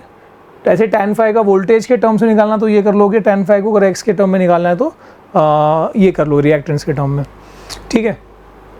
अब इससे दिमाग में एकदम सेट कर लो कि भाई जब LCR सर्किट है, सीरीज में LCR सर्किट है, तो उस टाइम पे टोटल अपोजिशन टू करंट क्या होगा, the impedance Z and that is equal to root over R square plus X L minus X C the whole square, ठीक है। अब यहाँ पर बताओ, चलो यार आगे चलते हैं, बहुत ज़्यादा हो गया, 1 2 3 1 2 3 सेट कर लो दिमाग में, आगे चलते हैं। यहाँ पर बताओ कि अपना आया Z इज इक्वल, सब कुछ लिखते हैं। So we started with current is equal to, instantaneous current is I not sine omega T. इससे हमने क्या करा, E is equal to E naught sine omega T plus phi आया अपना, ठीक है। और क्या आया, tan phi is equal to X L minus X C by R आया। और क्या आया, Z is equal to root over R square plus X L minus X C the whole square. सही बात है, ये चीज़ अपन की आ गई, एकदम सही बात है सर। अब इसमें एक बात समझ लो बच्चा कि अगर हमारे इस केस में, इस वाले केस में, if XL is equal to XC, XL is equal to XC होगा, तो ये कौन सा सर्किट हो गया पता है, फॉर नॉन इंडक्टिव सर्किट। हमने जो लिया था यहाँ पे, दिस वाज, क्योंकि यहाँ पर LC का इफेक्ट था यहाँ पे, तो ये इंडक्टिव सर्किट था। अगर नॉन इंडक्टिव सर्किट होगा, ये केस हो गया XL is equal to XC, तो वहाँ पे Z will be only equal to root over R square, that is Z is equal to सीधे सीधे R हो जाएगा, ठीक है। X और L और C ने एक दूसरे को क्या कर दिया, काट दिया, XL is equal to XC, non inductive circuit, ठीक है। और एक बात, अगर मान लो सिर्फ मतलब R भी नहीं है, R भी नहीं है और L भी वहाँ पे नहीं है, तो ऐसे वाले में क्या होगा, Z will be equal to, formula क्या आ जाएगा, Z is equal to root over XC square, यानी Z will be equal to XC। तो वैसे वाले केस में हम क्या बोल सकते हैं, वो कैसे सर्किट हो गया, कैपेसिटिव रिएक्टेंस वाली सर्किट हो गई। और वैसे ही अगर C और R नहीं है, L है, तो फिर वो इंडक्टिव रिएक्टेंस वाली सर्किट हो गई, ठीक है। तो ये हो गया, इसके बाद चलते हैं। So now we what we have done, conclude कर लो। काफ़ी चीज़ें हैं जो तुम यहाँ से ले जा सकते हो, मतलब उसी हिसाब से अगर C नहीं है तो XL/R हो जाएगा फॉर्मूला tan phi का, अगर L नहीं है तो XC/R हो जाएगा, माइनस नहीं आना है इसमें, माइनस साइन सिर्फ वो फेज कहाँ पे है उस हिसाब से। ओके, आगे चलते हैं। नेक्स्ट विल बी, हम पावर करेंगे अगला, ठीक है। तो अगला विल बी पावर, एक minute average power in LCR circuit, ठीक है। ये फोर्थ है, लास्ट में हम फिर पावर फैक्टर देख लेंगे। LCR सर्किट के अंदर पावर फैक्टर एवरेज पावर अपने को निकालनी है। LCR is also called inductive, ठीक है। तो ओके सर, ले लेते हैं एवरेज, मतलब कि हाँ भाई सर्किट कैसा दिख रहा होगा, उसमें रेजिस्टर होगा, उसमें इंडक्टर होगा, उसमें कैपेसिटर होगा, सो दैट विल बी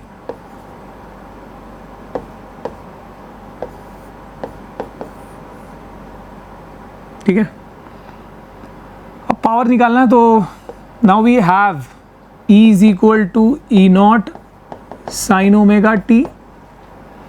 अब इसके हिसाब से मुझे करंट लिखना है, तो क्या लिखूंगा मैं, हमने क्या लिखा था, current is equal to I is equal to I0 sine omega T, और E वाले में क्या आया था, अरे देख ले भाई, E वाले में क्या आया था, E वाले में हमने लिखा था -90 +90 लिखा था ना, +5 लिखा था, ठीक है। अब अगर करंट को तुमने ये लिखा था, फिर यहाँ +5 लिखा था, अगर करंट को अगर मैं इसको साइन ओमेगा टी लिख दूँ, तो इसको क्या लिखना पड़ेगा, -5 लिखना पड़ेगा, वही लिख दिया है, ठीक है। वैसे बहुत ज़्यादा फर्क नहीं पड़ता उसे, पर ठीक है। Instantaneous current is equal to I0 sine omega T, है ना। मैं ये भी कह सकता हूँ कि ये 90 डिग्री आगे है ना, तो हम यहाँ पे दिखा रहे हैं कि EMF जो है वो करंट से 5 एंगल आगे है ना, it is leading by value 5, तो इसका मतलब current is lagging by value 5, तो यहाँ पर जो भी एंगल रहेगा उसका वहाँ पे उतना डिफरेंस ही रहेगा, ठीक है। Current is always lagging, current पीछे है, तो माइनस साइन क्या दिखाएंगे ना। अगर मैं इधर लिखता तो इधर +5 लिखता, इधर लिखूंगा तो -5 लिखूंगा, सिंपल है, ठीक है। तो ये अपन ने लिख दिया। अभी हमको निकालना है average power. Average power is equal to, ये निकालने के लिए पहले इंस्टेंटेनियस पावर निकालना पड़ेगा हमको।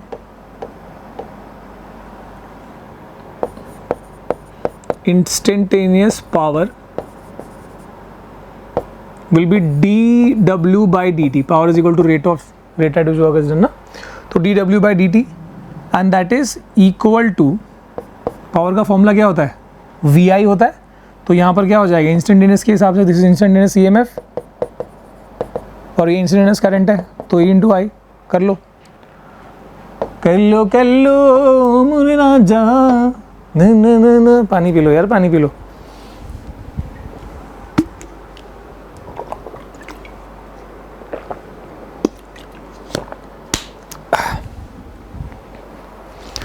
Okay, so this is value डाल दो यार, और सीधे बस मैथ करना है इसके बाद। So dW will be equal to, ये इधर जाएगा तो क्या हो जाएगा, EI इंटू dt, E और I की वैल्यू डाल दो। So therefore it will be, और तुम करके देख सकते हो, पॉज करो, ट्राई करो, ठीक है। मतलब पूरा मैथ है, जो मैथ वाले वो तो ऐसे भी कर पाएंगे, और जिन्होंने मैथ ढंग के किया है, नॉन मैथ्स वाले भी कर सकते हैं, कोई नहीं। सो अंडर एस्टिमेट कर रहे हो। सो this is E0 sine omega T, और ये I0 साइन ओमेगा टी -5, सही बात है, और इंटू या with respect to T. Okay okay okay, अब कैसे होगा हो जाएगा यार, क्यों नहीं होगा यार, तुम ऐसे बोल रहे हो यार, ऐसे थोड़ी चलता है यार। सो जो भी आएगा आने दो। So this is equal to E और आई को बाहर अलग ले लें और फिर इसको ये ओपन कर लेते हैं। सो E0 I0 sine omega T, और फिर यहाँ पे P0 चला गया, यहाँ पे sine A minus sine B is equal to sine A cos B minus cos A sine B, ठीक है। और विथ रिस्पेक्ट अब यहाँ पे हमको क्या करना है, इंटीग्रेशन लगाना। भैया इंटीग्रेशन कर ले, मतलब ये तो dw है, तो w क्या हो जाएगा, therefore total work for complete time t will be w is equal to integration of this term with respect to t, ठीक है, 0 से लेके t तक की लिमिट है। So therefore this will be equal to E0 I0 बाहर आ गया, ओके, इसको अंदर भेज देते हैं क्या, तो ये हो जाएगा इंटीग्रेशन ऑफ 0 से लेके t तक को sine square omega t cos phi, सही है, और माइनस इंटीग्रेशन ऑफ 0 से लेके t तक का cos omega t sine phi. और ये सब क्या हो रहा है, विथ रिस्पेक्ट टू t हो रहा है,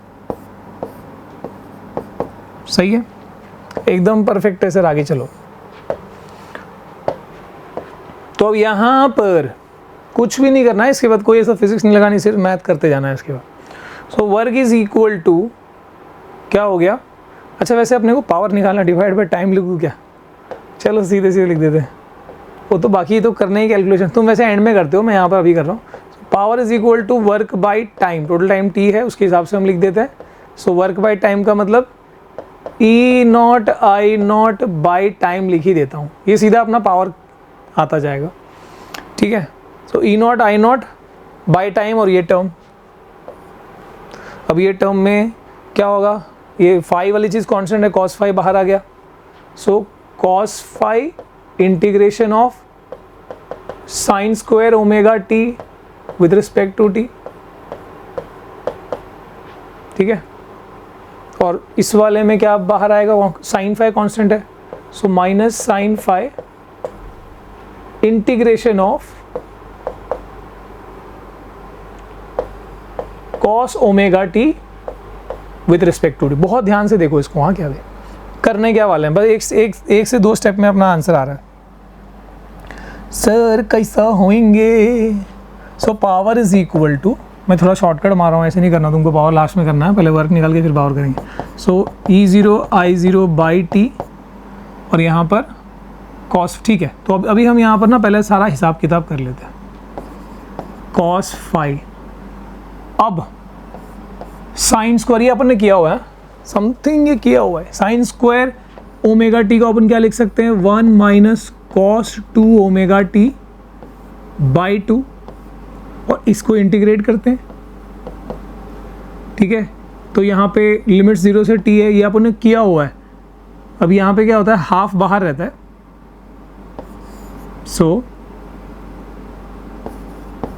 कॉस फाई बाई 2, मतलब हाफ बाहर ले लिया मैंने, और इंटीग्रेशन ऑफ 1, ये t होता है, अपर लिमिट कैपिटल T है, लोअर 0, तो सीधे यहाँ पर क्या बच गया, यहाँ पे t बचा, इस वाले ब्रैकेट में, मतलब इसकी जगह पर t बचा, अब इसका बचा हुआ है माइनस कॉस ऑफ 2, कॉस का क्या होता है, साइन होता है, इंटीग्रेशन, तो ये हो गया साइन 2 ओमेगा t। अब लिमिट्स अगर पुट करते हैं तो साइन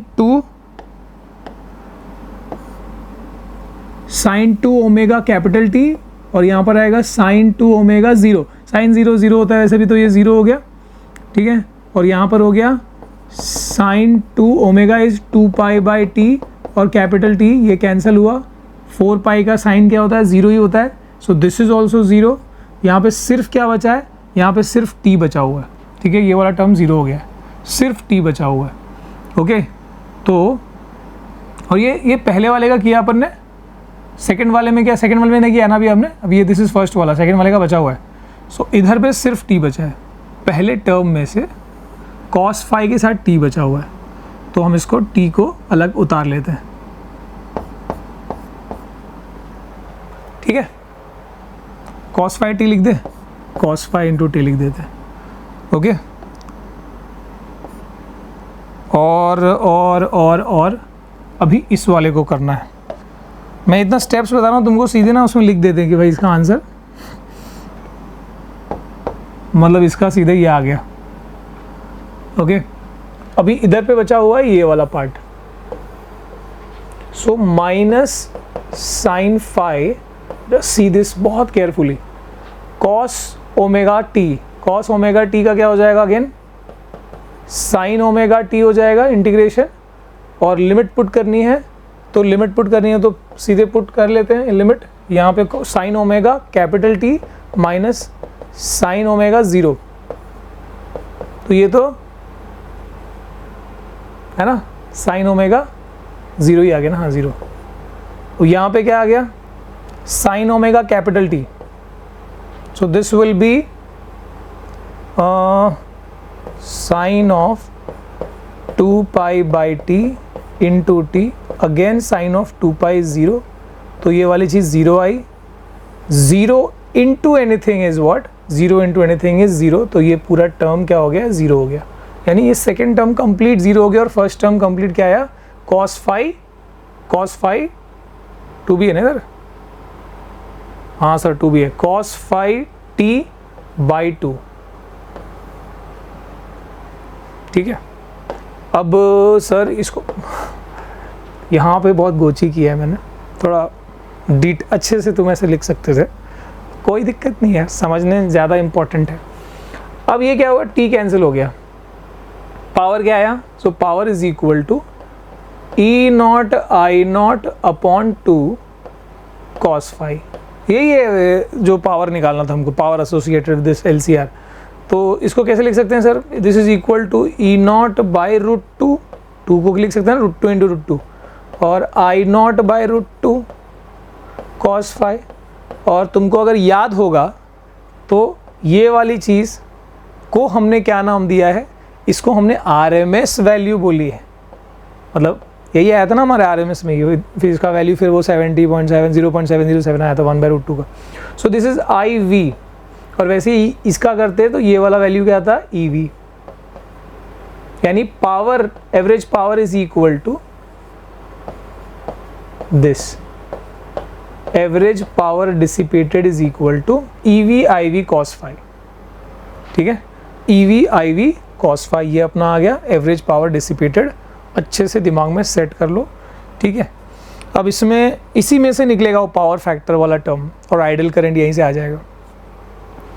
अब इसमें फाई की वैल्यू क्या है, फाई की वैल्यू तुमको पता है कि वो वहाँ से अभी पीछे हमने देखा था, किधर से फाई की वैल्यू इज, कॉस फाई की वैल्यू बता सकते हैं ना, यहाँ से कॉस फाई की वैल्यू क्या लिखी जा सकती है, VL minus VC by VR, या फिर XL माइनस XC और by R, okay. Cos phi is opposite by hypotenuse ना, तो बाय R नहीं आएगा, बाई Z आएगा, चलो ठीक है, खैर वो अभी फ़िलहाल तुम्हारा ये आ गया, इसकी खुशियाँ मनाओ पहले। Power is equal to EV IV cos phi, अब ये इसी को मैं लिखता हूँ और यही तुम्हारा पावर फैक्टर यहीं से आ जाएगा, ठीक है। What is power factor, power factor is nothing but cos phi, power factor is nothing but cos phi, ठीक है। So it is ratio of true power to apparent power,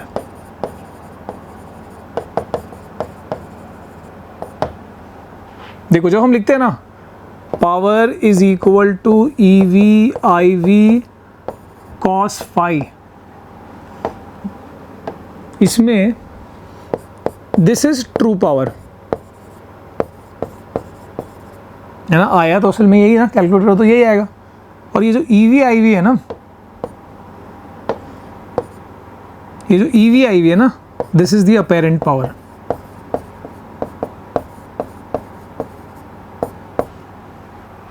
क्योंकि जो तुम्हारी वैल्यूज़ होती है ना, जो 220 वोल्ट जो घरों में आ रहा है, वो पीक वैल्यू भी नहीं होती है और ना ही वो, मतलब that is not a peak value, वो आरएमएस वैल्यू होती है वो चीज़।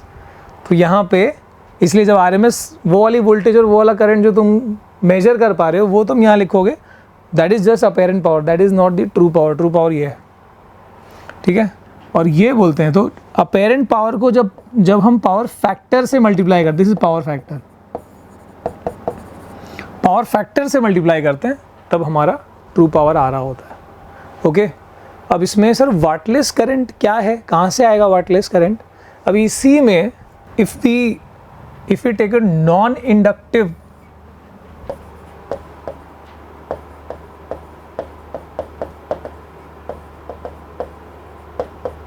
अगर हम नॉन इंडक्टिव सर्किट ले रहे हैं जहाँ पर XL is equal to XC, ठीक है, तो उस वाली कंडीशन में क्या होगा, XL is equal to XC का मतलब सीधे सीधे सिर्फ R की वैल्यू वहाँ बचती है, यानी जहाँ पर सिर्फ रेजिस्टेंस का असर है तो यहाँ पे सबसे ज़्यादा पावर खर्च होता है।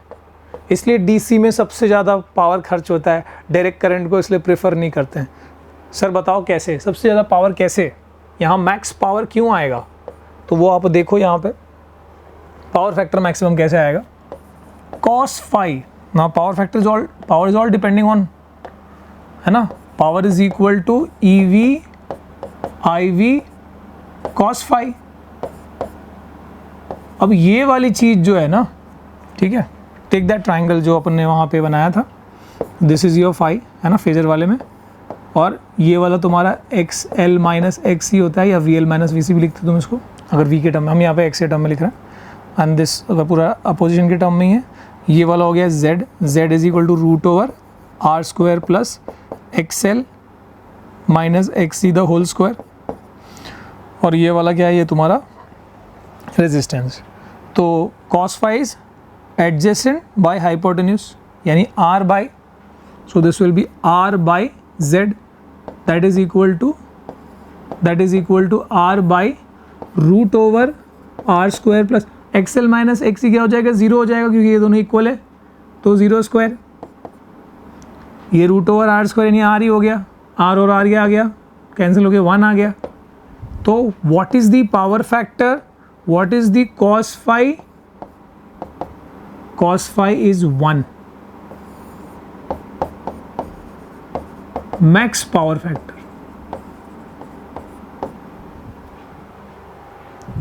मैक्सिमम पावर फैक्टर, इसका मतलब सबसे ज़्यादा पावर कंज्यूम होगा जब इंडक्टर कैपेसिटर एक दूसरे को मार देंगे, इक्वल कर देंगे, है ना, क्योंकि क्या है, दोनों एक 90 आगे एक 90 पीछे, वो दोनों एक दूसरे को कैंसिल कर रहे हैं, पूरा असर किसका बच रहा है, रेजिस्टर का।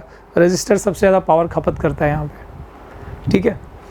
अब मेरे को चाहिए कि भाई ऐसा ना हो, ठीक है, मुझे ये चाहिए कि भाई बिल्कुल हमारा जो सर्किट है वो बिल्कुल पावर यूज़ ना करे, ज़ीरो पावर। कैसे आएगा, देखो यहाँ पे, सो ज़ीरो पावर के लिए क्या चाहिए, देखो मैक्सिमम पावर के लिए ये हमने 1 घोषित किया, ज़ीरो पावर के लिए क्या चाहिए, 0 चाहिए, cos फाई 0 चाहिए, cos ऑफ व्हाट 0 होता है, 90 0 होता है, यानी अगर मैं if we take pure capacitor या फिर वी टेक प्योर इंडक्टर, इन दोनों केसेस में क्या होता है, जो फेज डिफरेंस है वो कितना होता है, 90 का डिफरेंस होता है, एक में 90 आगे होता है, एक में 90 पीछे होता है, पर है ना फाई की वैल्यू। तो इन एनी केस हमारा cos ऑफ 90 विल बिकम 0, ठीक है, और ऐसे में हमारा पावर जो है EV IV into 0, that is power is equal to 0। तो अगर हम प्योर इंडक्टर या प्योर कैपेसिटर लगाते हैं तो वह ऐसे केस में हमारा करंट दौड़ाने के लिए पावर कितना खपत होता है, पावर डिसिपेट कितना होता है, 0।